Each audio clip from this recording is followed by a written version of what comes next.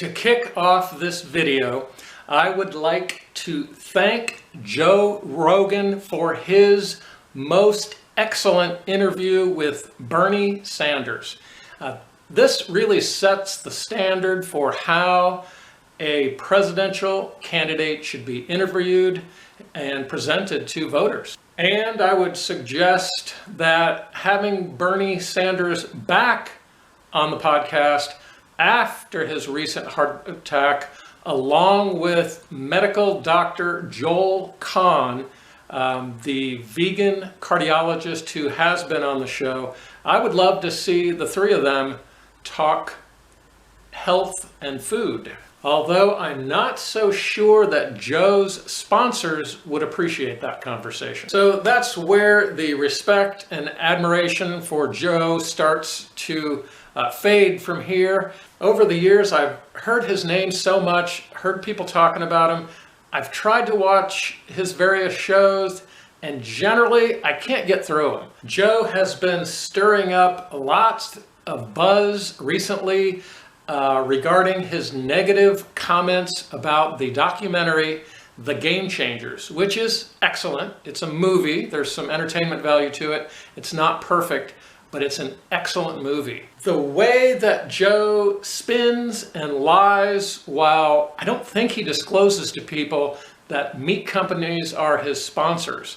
Dr. Joel Kahn talks about that in a recent interview. Joe is kind of a leader in the high animal fat, low carb keto trend. But how much willful ignorance do we allow celebrities to get away with while they're profiting without disclosing pertinent business arrangements? There are millions, I suppose hundreds of millions of people just in America alone who are doing and saying things that make it harder for me to try and get my friends and family to eat healthier foods. Joe definitely falls into that category, but he has a mass following and gives a massive amount of exposure to a former surgeon, a guy who lost his medical license and now practices a full carnivore diet.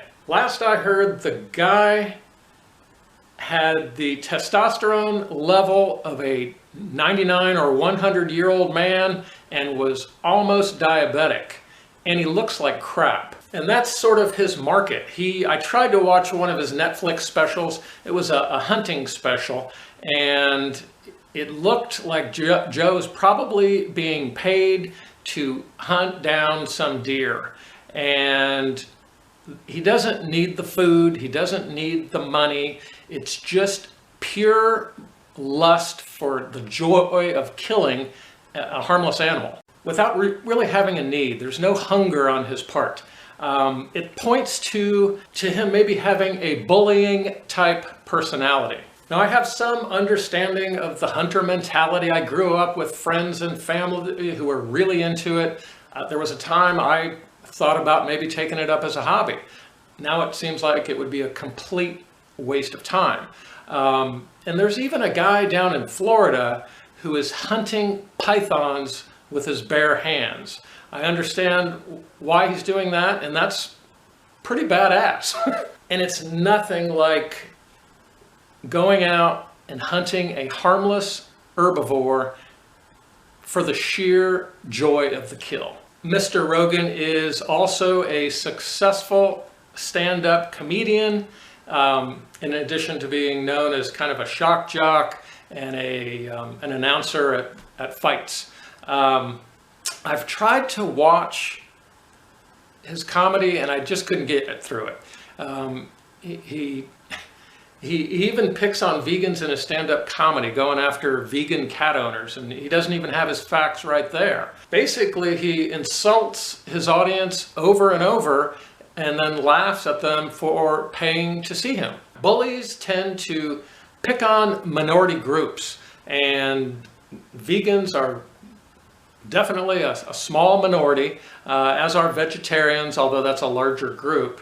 And Joe just seems to really love to go after them. So I don't know, is that kind of douchey? Over the years, it's been easy to notice that the typical hunter-fisher type person it so identifies with their hobby that they are completely closed-minded to evidence-based, fact-based nutrition. So there's a pretty extreme confirmation bias that exists in Joe's part, in my opinion. From what little I've seen of Joe, he's looking a little full in the face, a little bloated, might not bode well for his future health. And I would love to see him get his ass out of the podcast chair and go out and run a 100-mile foot race. He talks with a lot of endurance athletes. This topic of celebrities and the foods they promote, the ideologies, reminds me of Paula Deen, who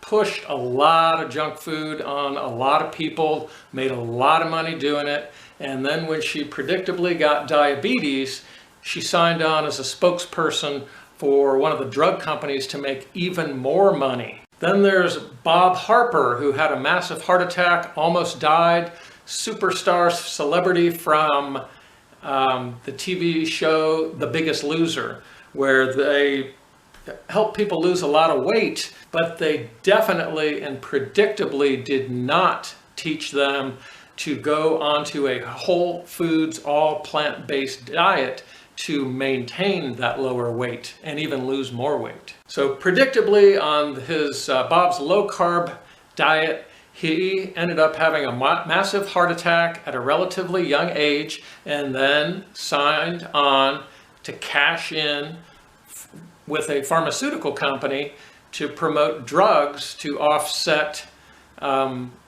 what was most likely a predictable health concern. Had he been on a whole food plant-based diet, it would be much less likely that he'd have had the heart attack. But hey, capitalism.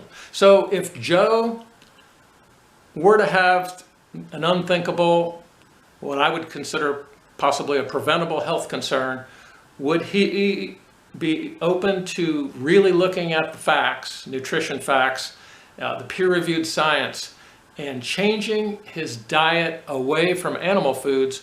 Or would he become a spokesperson and cash in? Somebody might say, oh gosh, now Randy's bashing alpha males. Well, maybe we need to rethink what an alpha male really is. In the book Born to Run, which I've spent years experimenting with those ideas, the book is based upon the experiences of the Tarahumara Indians, the real native Indians that live deep in the Copper Canyons, who traditionally were basically nomadic subsistence farmers. These people live super cooperative lifestyles. They're not competitive in the sense that we are. The men wear colorful skirts, decorative blouses, and sandals, and they can run hundreds of miles. They look kind of like wimps, but in fact, they're some of the toughest athletes and runners in the world. Historically, the Tarahumara are associated with some stories related to persistence hunting. But they get roughly 98% of their diet is basically from subsistence farming and just scavenging for plant-based foods. They're about 98% plant-based organic. As a result of their lifestyles, health concerns that are common here in the US are nearly non-existent for that culture. So is Joe Rogan kind of a pussy? I don't know. Asking for some friends.